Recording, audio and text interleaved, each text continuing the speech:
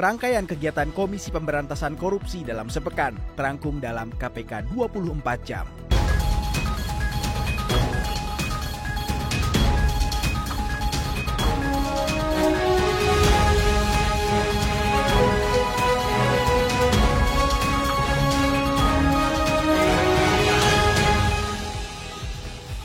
Wakil Ketua KPK, Nurul Gufron, turut hadir dalam workshop penggerak diaspora NU di Artotel Gelora Senayan, Jakarta. Gufron menyampaikan, Nahdlatul Ulama atau NU memiliki peran dalam pemberantasan korupsi di Indonesia. NU perlu berada pada jalur moderasi dalam kehidupan keagamaan, sosial, dan hukum kebangsaan. Gufron menambahkan, pentingnya pemahaman moderat dalam bidang keagamaan perlu juga diterapkan dalam bidang hukum dan seluruh bidang ketatanegaraan. Oleh karenanya, perspektif berpikir Nahdlatul Ulama yang moderat sangat dibutuhkan saat ini. Sebab ada kebutuhan Indonesia yang bersih dan bebas dari korupsi.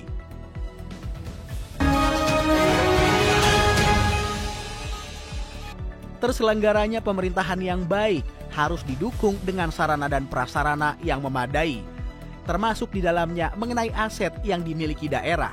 Sehubungan dengan hal tersebut, pemerintah daerah harus mentransformasikan tata kelola pelayanan publik yang baik sebagai upaya percepatan pembangunan dan pengelolaan keuangan daerah. Hal tersebut disampaikan oleh Ketua KPK, Nawawi Pomolango dalam agenda rapat koordinasi pencegahan korupsi terintegrasi bersama dengan jajaran pemerintah dan organisasi perangkat daerah atau OPD seprovinsi atau Pemprov Gorontalo yang terselenggara di Aula Rumah Jabatan Gubernur Provinsi Gorontalo.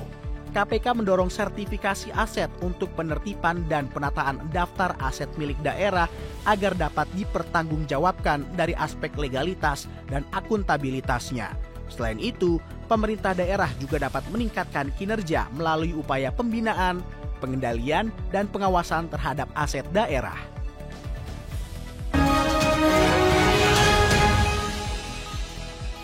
KPK mengajak aparat penegak hukum atau APH dan auditor di lingkungan pemerintah seprovinsi Gorontalo untuk bersinergi dan berkolaborasi dalam upaya penanganan tindak pidana korupsi sesuai dengan tugas pokok dan fungsinya masing-masing. Ketua KPK, Nawawi Pomolango menyebut, KPK tidak bisa sendiri dalam penanganan korupsi. Menurutnya, dukungan dari berbagai pihak merupakan kunci pemberantasan korupsi yang efektif. PJ Gubernur Gorontalo, Rudi Salahuddin, dalam kesempatan yang sama menilai bahwa yang tak kalah penting dalam upaya pencegahan dan penanganan korupsi adalah komitmen semua pihak, seperti upaya Rudi dan jajarannya dalam mengoptimalkan semua sistem yang ada dalam pencegahan korupsi.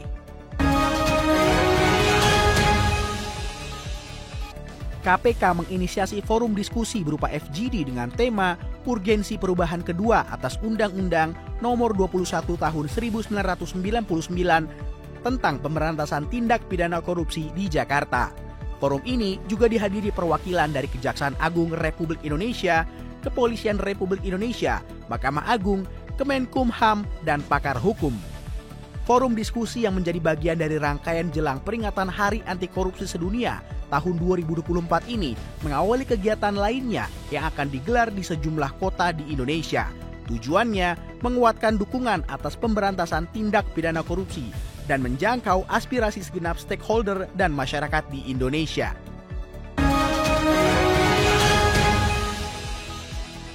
KPK menetapkan 2 orang tersangka dugaan tindak pidana korupsi terkait pembayaran komisi agen dari PT Asuransi Jasa Indonesia Persero kepada PT Mitra Bina Selaras tahun 2017 sampai dengan tahun 2020.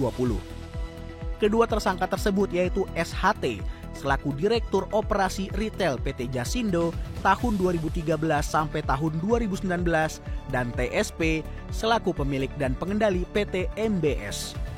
KPK selanjutnya melakukan penahanan pertama di Rutan Kelas 1 Jakarta Timur, Cabang KPK Kafling 4, dan Rutan Kelas 1 Jakarta Timur, Cabang KPK Kafling C1. Dalam perkara ini, diduga tersangka telah mengambil manfaat dari pembayaran komisi agen yang dibayarkan PT Asuransi Jasindo kepada PT MBS yang tidak melakukan kewajibannya sebagai agen. Hal ini kemudian mengurangi keuntungan PT Jasindo yang menimbulkan kerugian keuangan negara sekitar 38 miliar rupiah.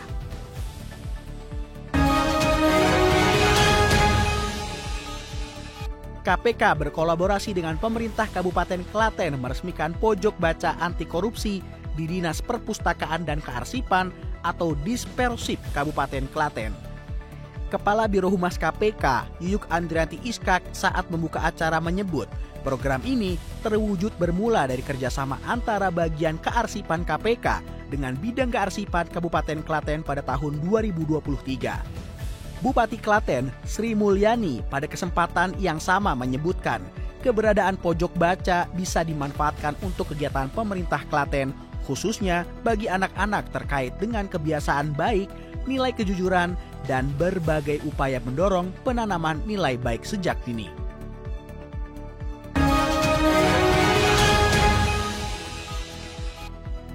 Demikian kegiatan Komisi Pemberantasan Korupsi pada pekan terakhir di bulan Agustus tahun 2024 yang terangkum dalam KPK 24 jam.